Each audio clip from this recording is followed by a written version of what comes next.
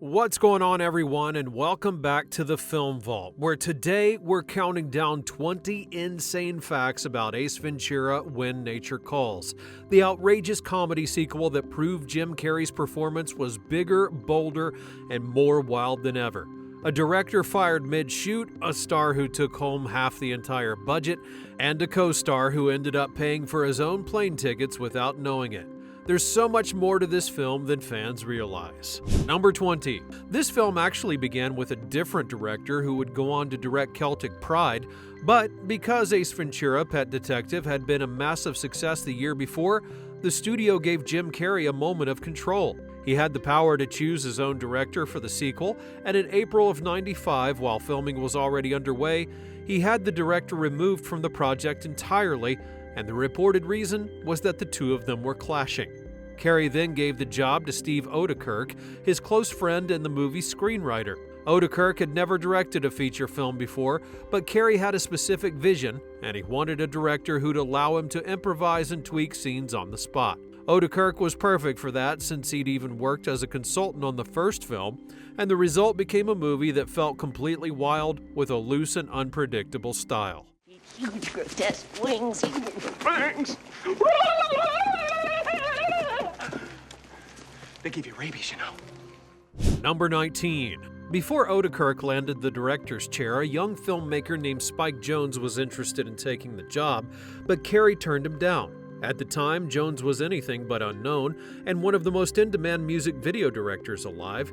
He was behind the Beastie Boys' Sabotage and Weezer's Buddy Holly, but had never made a feature, and Carrey didn't feel confident enough to trust him with the film. It was nothing personal, Carrey just didn't know Jonze well enough to take the risk. Jonze didn't fade into the background, though. He went on to direct big films like Being John Malkovich, Adaptation, and Her, and even won an Academy Award later in his life. Looking back, Jim Carrey admitted that saying no to Jonze was one of his biggest regrets. If you don't want to increase your regrets by missing out on videos like this one, be sure to subscribe to the channel and press that bell icon. Help me! Ace, there is nothing in your hair. Exactly. I was merely running a drill. Number 18. The search for the director began with Tom Shadyac, the director of the first film, who decided not to return. Then the Farrelly brothers were fresh off of their success with Dumb and Dumber and were given a shot. They seemed like the perfect match but didn't want the job. Then came Spike Jonze, and up next would be Tom DeSergio, who was hired to direct but things didn't work out and was fired after cameras were already rolling. It was only after this chaotic process, with so many directors passing on the opportunity, that the job landed to Steve Oedekerk. For a sequel to such a massive hit, it's wild to think that nobody really wanted to take on the challenge. Number 17. The role of the princess in the sequel went through an unexpected twist. Supermodel Georgiana Robertson was the first choice, and things seemed to be set. According to Premiere Magazine, she was dropped. Reports claim that she never showed up for rehearsal and struggled delivering her lines. That left the team scrambling, and they had to make a big decision. The part was then given to Sophie Okonedo, who was newer to film than the rest of the cast. She had made her debut 4 years earlier in Young Soul Rebels. The director and Carrey were blown away by how she captured the innocence of the princess during her audition. They were firm in their choice, even against studio pressure, and it's safe to say they were right. Her performance brought the right amount of charm to the character. You speak English? Yes. The missionaries, they come with books. Number 16. The smug and self-satisfied Burton Quinn, owner of Quinlan Safari Club, was brought to life by Bob Gunton. A year earlier, he played Warden Samuel Norton in The Shawshank Redemption. From the Bible-quoting villain in a prison drama to a khaki-wearing safari operator in a comedy, he showed he could master vastly different roles. If you've only seen him as the cold and ruthless warden, his role in this film will make you do a double take. Watching him go toe-to-toe with Jim Carrey, trading sly remarks and sneaky moves, is a completely different experience. And if you listen closely, you can actually hear Ace say Shawshank Redemption out loud in the movie, right to his face. You're a cute little devil, aren't you? What's that you got there? Number 15. The budget for the film was around $30 million, while at the same time Jim Carrey's paycheck was massive. He was paid half of that at $15 million. Exactly half the entire budget went to one actor. The person who talked him into asking for that number was Steve Oedekerk, the co-writer, who at that point was not yet director. Carrey asked, and Morgan Creek paid it without much of a fight. Carrey felt that after paying him what his co-stars would describe as an enormous sum, the studio began cutting corners everywhere else to stay in the budget. He thought they were skimping on essentials like props, studio space, and even the production schedule, and this tension behind the scenes left a sour taste during the shoot. Number 14. During production, Jim Carrey was at the height of his sudden fame and juggling more than anyone could imagine. While filming, he was constantly being pulled away to promote Batman Forever, where he had played the Riddler. On top of that, he was out sick multiple times, adding more chaos to the already tight schedule. The crew quickly began to feel the pressure as the delays piled up.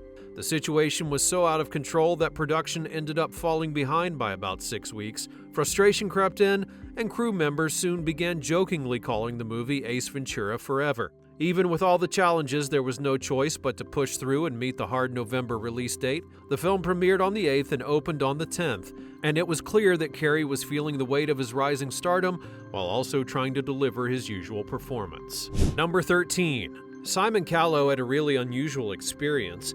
Jim Carrey's contract classified his health issues as acts of God, so delays caused by them didn't require paying extra costs. Callow's contract ended before his scenes were finished, but he was asked to return several times and had to fly back and forth to London to honor other commitments. He was committed to a stage play, and the production secretly deducted his airfare from his salary. Producers offered him the flights, they just never mentioned who was actually paying for them. Callow wrote about the entire experience in his memoir, Shooting the Actor, describing arriving on set and immediately sensing something was wrong. His summary of what he found is a lot more blunt than tense. In his account, Carrey was at war with the director and the producers.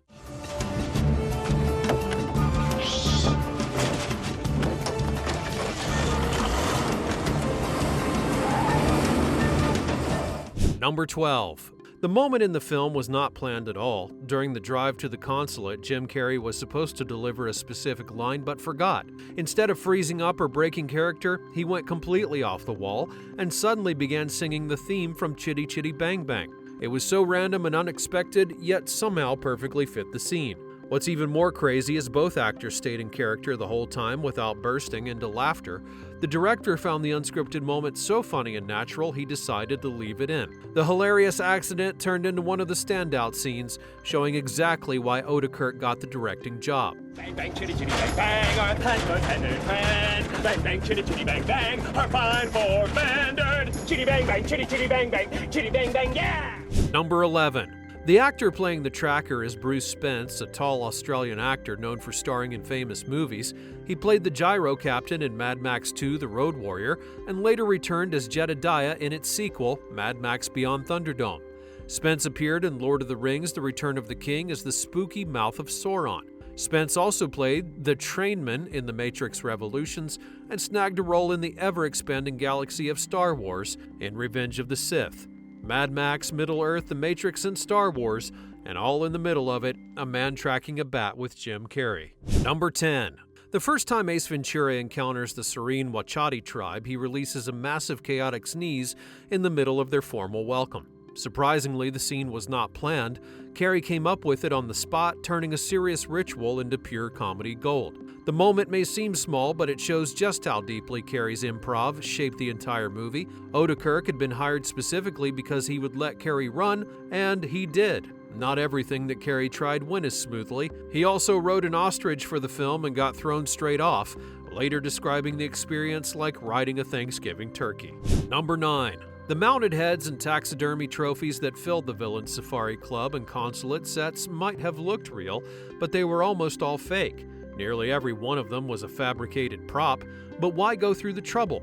Oedekerk had a clear reason. He didn't agree with the idea of hunting animals, especially endangered ones, for sport. Instead of using real trophies, the production team created fake taxidermy to bring the set to life. The decision aligned perfectly with the franchise's heart. After all, the hero, Ace Ventura, is a protector of animals, and plenty of real ones did work on the film, including Spike the monkey. Longtime viewers might not recognize him, but he is the same monkey credited as Betsy, the plague-carrying capuchin in Outbreak, and turns up in The Big Lebowski as well.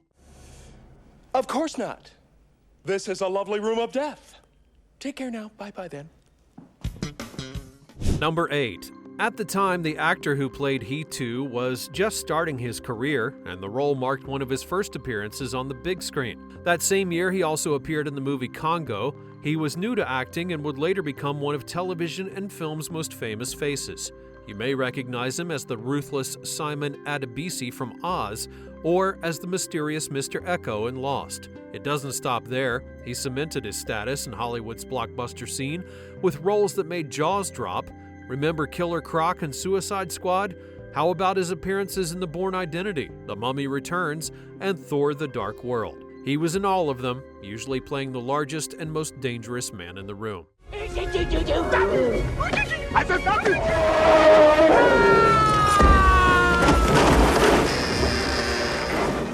Number 7. The opening scene of the film is a wild ride that grabs your attention, kicking off with Ace attempting to save a raccoon hanging off the edge of a mountain. This entire sequence is actually a hilarious direct spoof of Sylvester Stallone's cliffhanger movie. Every tense moment from the raccoon's desperate grip to the doomed fall mirrors the original thriller perfectly. It's not just some lighthearted joke though. The scene is so intense and edgy that it turned a few heads during release. To get a PG in the UK, 1 minute and 35 seconds had to come out, with another 3 seconds trimmed for the video release. The raccoon was only part of it. Censors cut the shots where the animal looked genuinely distressed.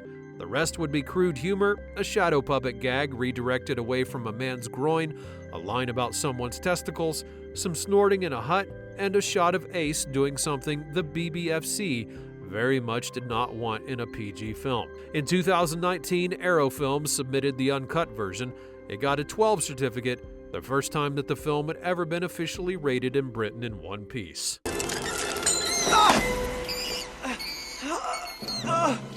Hang on! Hang on, little buddy! I gotcha!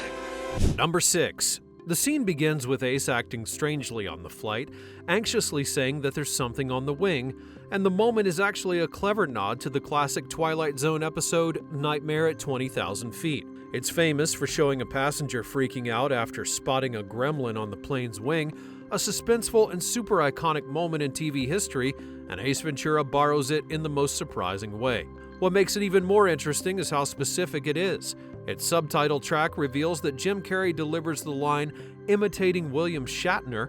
Shatner, of course, was the director who played the terrified passenger in that original episode. It's a deep-cut reference, and the kind of thing you might miss if you're not paying close attention.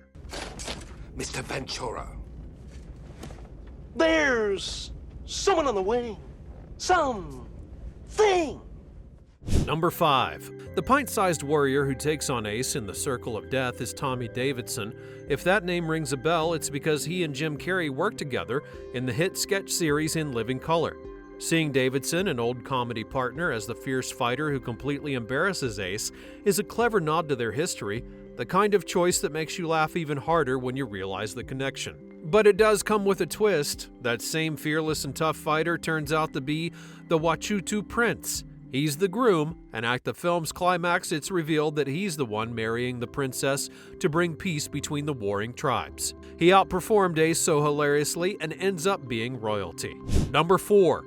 The infamous meltdown scene in Ace Ventura isn't some random gross-out moment to make the audience laugh or cringe. Ace's dramatic reaction, after discovering a certain shocking truth, is actually a clever parody of the 1992 movie The Crying Game. To hammer the spoof home, filmmakers included Boy George's version of The Crying Game as the background music, making it impossible to miss the connection. Most fans remember this as the scene where Ace pukes and goes berserk, but it's so much more layered than that. From scrubbing himself raw to burning his clothing, the entire sequence matches the raw drama of the original Crying Game moment, serving it with comedy instead of tears. It should be said it's also a scene that's aged the worst in the entire film. What the joke is actually built on is Ace discovering that a woman he kissed is transgender and reacting with total physical revulsion. In 1995, that was the punchline. It doesn't play that way now, and it's the thing that people bring up most often when the movie comes up at all. The track is a licensed recording, so somebody signed a check specifically to make that reference land. Number 3. The Wachati and Wachutu tribes may sound entirely made up, but there's much more to their language than you would expect. Viewers who speak the languages have pointed out that the dialogue is not gibberish. Nobody involved in the production ever claimed credit for it, so treat it as something people noticed rather than the filmmakers announcing it. It actually pulls from the language of a few different tribes, which are spoken in southeastern Nigeria. When the characters are hurling certain phrases that may sound strange, they're actually saying real things like white devil and bat. So everything seems to be accurate. These little touches make the playful scenes with the tribes much more rich than they seem. Number 2. The truth behind Jim Carrey's feelings about the film may shock fans. He's never actually come out and said it publicly that he hated it, but according to his Dumb and Dumber co-star Jeff Daniels, he wasn't happy with the way the film portrayed the native characters. He went as far as saying that he was surprised the movie hadn't been banned, and also criticized the story, calling Ace's sudden fear of bats a lazy way to move the plot forward. Instead, he believed it would have been more fitting if Ace were just allergic to them, and he fought with the director about it and lost. What's even more surprising is how far the distaste went. After the movie, Carrey never made another sequel to one of his own for nearly 20 years. He appeared in other people's franchises, but he wouldn't follow up on his own films. He did not break that until Dumb and Dumber 2 in 2014. The studios tried many times to bring him back for more Ace Ventura, but he always turned them down. It seems that behind the film's humor was a deeper frustration that stayed with Carrey for many years. Number 1. Sophie Okonedo came in as the emergency replacement for the princess, with the production already scrambling, and nobody involved had any idea what they had. Her role may have seemed small, just a part of a seduction subplot in a Jim Carrey comedy, but it became an important stepping stone. Less than a decade later, she was nominated for an Academy Award for Best Supporting Actress in Hotel Rwanda, marking her as a rising star in Hollywood. From there, she went on to gain recognition with a Tony Award and Emmy nominations, becoming one of the most respected and admired actresses of her time. An Oscar nom and a Tony, and it began with a movie where Jim Carrey talks out of his backside. Now, I know you love this video, so be sure to smash that like button and also make sure that you subscribe to the channel so you know every time we upload another one. If you've got any recommendations, let me know in the comments below. Thanks for watching, and I'll see you next time.